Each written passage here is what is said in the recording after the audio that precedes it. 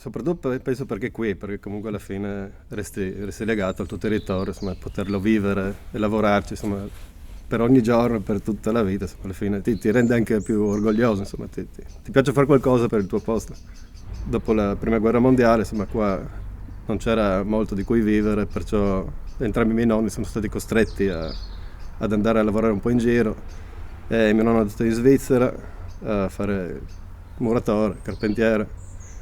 Si è dedicato tanto a lavorare tanto per appunto cercare di ricostruire delle basi per poi tornare nelle zone in cui è nato e cresciuto. Così ha iniziato a prendere qualche pezzo di terreno, è riuscito a comprarsi una casa, dove poi appunto con gli anni ha deciso di aprire un'osteria, insomma appunto a prodursi il vino che poi veniva usato nell'osteria di famiglia. E invece mio papà e mio zio non erano interessati o non avevano questa passione di proseguire con questo lavoro di osti e hanno deciso di focalizzarsi appunto sulla produzione di vino e sul lavoro delle vigne.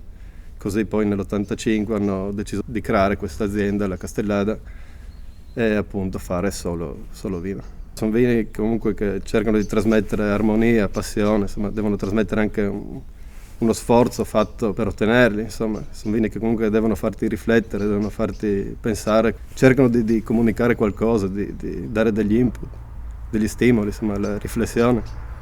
Se tu tratti bene il tuo terreno, insomma, alla fine anche i frutti che ne raccogli, insomma, penso saranno di qualità superiore.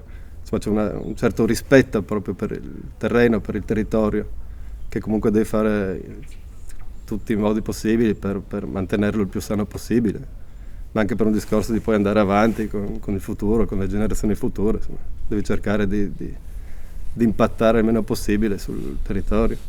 Non so, quello che mi dispiace è che tipo anche la zona qua c'erano tanti personaggi un po' particolari, no? Che erano magari vecchi, che prendevi un po' per pazzi, no? Però alla fine se ti mettevi ad ascoltarli qualcosa ti insegnavano anche loro. Perciò penso che adesso manca un po' questo tipo di gente un po' più umile, però più profonda. Uno era uno dei miei zii, insomma, che era una famiglia, insomma, famiglia grossa, comunque fino a 80 anni lui prendeva la zappa sulla spalla, andava in vigna, insomma, e ti spiegava tante cose che poi sui libri di scuola, di agronomia non ti insegnava nessuno, insomma, delle pratiche magari più vecchie, insomma, però imparate lavorando, che potevi imparare solo da quelle persone lì.